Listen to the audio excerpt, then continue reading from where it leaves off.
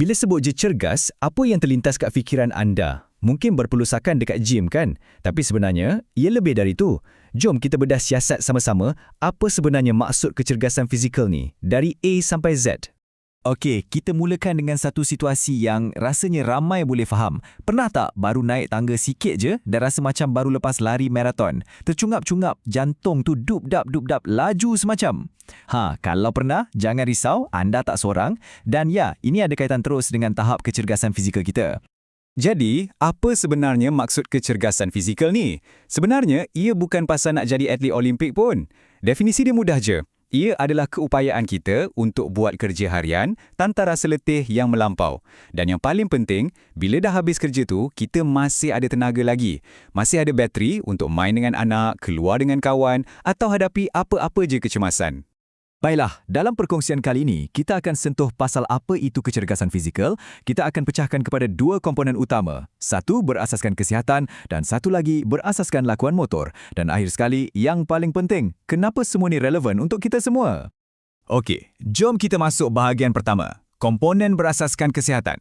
Fikirkan pasal 5 benda ni macam tiang seri rumah badan kita. Inilah asas yang semua orang perlukan untuk sihat, tak kisahlah anda atlet ke atau cuma nak rasa lebih bertenaga setiap hari. Yang pertama, komposisi badan. Yang ni bukan pasal berat semata-mata tau. Lupakan dulu nombor kat penimbang tu. Ini lebih kepada apa yang ada dalam badan kita, nisbah antara lemak, otot, tulang dan air. Bila komposisi ni seimbang, barulah badan kita sihat. Nak baiki? Mudah je. Mulakan dengan jogging ringan atau jalan laju pun dah cukup bagus.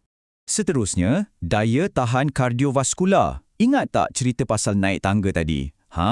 Inilah puncanya.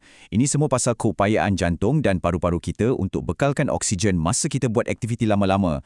Anggap je macam enjin badan kita.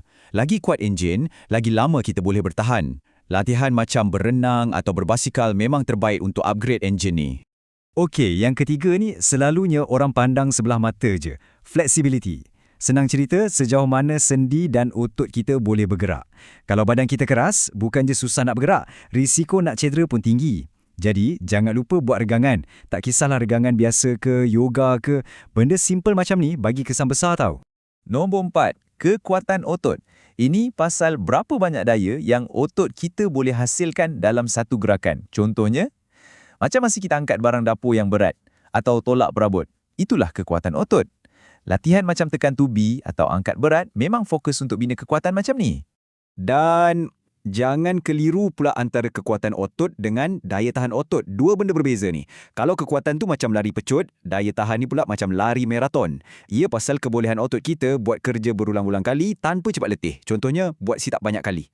Ini pasal stamina, bukan kekuatan sekali angkat. Okey, selesai 5 tiang seri kesihatan, sekarang kita masuk bahagian 2, komponen berasaskan lakuan motor. Kalau tadi kita cakap pasal sihat, sekarang kita nak cakap pasal mahir. Ini komponen-komponen yang lebih kepada skill yang selalu kita nampak dalam sukan. Pertama dalam bahagian ni, kelajuan. Senang je nak faham kan? Seberapa pantas kita boleh gerak dari satu tempat ke tempat lain. Tak semestinya untuk jadi pelari pecut je. Kadang-kadang nak kejar bas pun perlukan kelajuan. Latihan macam lari pecut pendek-pendek memang bagus untuk tingkatkan kelajuan. Seterusnya, ketangkasan atau agility. Ini bukan pasal laju lurus je, tapi kebolehan kita untuk tukar arah dengan cepat dan cekap.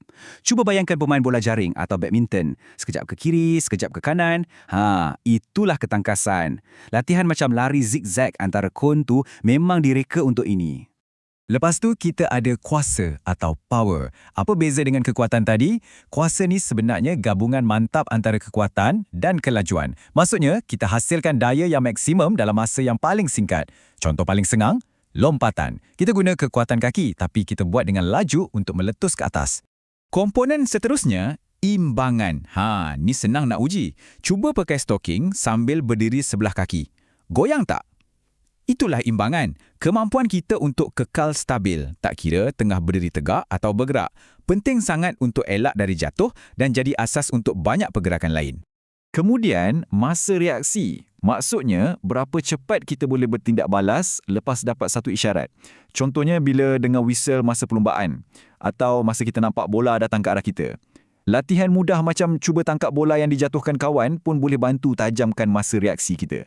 Dan yang terhayal dalam kumpulan kemahiran ni ialah koordinasi.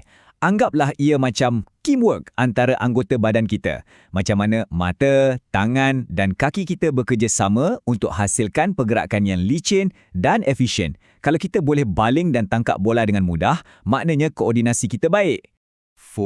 Banyak juga kan? Kita dah cover semua 11 komponen. 5 berasaskan kesihatan, 6 berasaskan kemahiran. Jadi sekarang, mesti ada yang tertanya-tanya. Kenapa kita kena tahu semua ni? Apa pentingnya untuk saya? Baiklah, inilah jawapan besarnya. Menjadi cergas ni bukan setakat nak nampak cantik atau sado je, jauh lebih dari itu. Ia adalah pelaburan untuk kualiti hidup kita. Ia jadi senjata kita untuk lawan stres, jadi perisai untuk elak penyakit macam obesiti dan kencing manis.